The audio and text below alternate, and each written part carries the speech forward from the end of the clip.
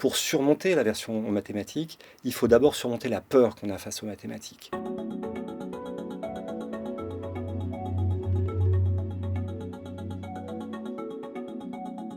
Quand vous avez appris à marcher, au début, vous vous êtes dressé sur vos pieds et vous vous êtes cassé la figure. Et c'était normal, parce que c'est dur d'apprendre à marcher.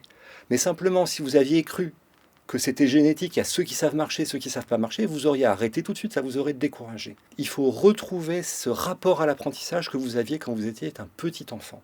Et notamment, ne jamais avoir peur de vous avouer à vous-même que vous ne comprenez rien. Mais au contraire, ne pas fuir et regardez à l'endroit où vous ne comprenez pas, posez-vous la question, pourquoi je ne comprends pas ? Posez-vous-la d'abord à vous-même parce que ça fait moins peur, et puis essayez de trouver un ami ou une amie à qui vous pouvez poser la question.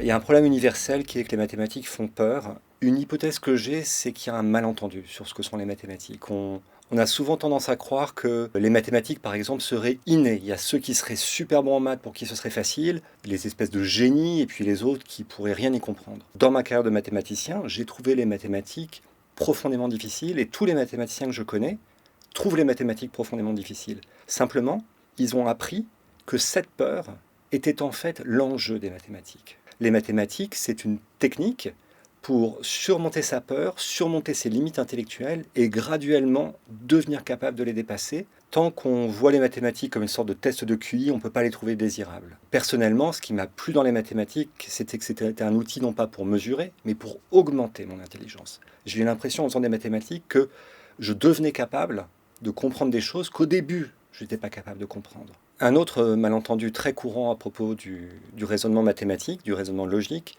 est que ça s'opposerait à l'intuition. Il y aurait d'un côté ceux qui sont logiques et puis de l'autre côté ceux qui sont intuitifs. L'intuition, c'est pas un truc magique, c'est pas un truc qui vient du ciel et c'est pas un truc figé.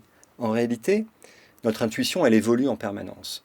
L'intérêt du raisonnement logique, c'est que ça permet de pointer là où notre intuition n'est pas correcte. Et quand notre intuition n'est pas correcte, il ne faut pas en avoir honte. Il faut comprendre pourquoi on voyait les choses comme ça, regarder à quel endroit ça ne marche pas, et en faisant ça, en fait, et en faisant ça de manière insistante, jusqu'à ce qu'on comprenne, on finit par comprendre. Ça peut mettre des minutes, des heures, des jours, des semaines, mais partout où vous prenez votre intuition en flagrant délit de se tromper face à la logique, vous avez un truc à apprendre dès lors que vous prenez le temps de regarder ça, d'y réfléchir et d'essayer de trouver la solution par vous-même.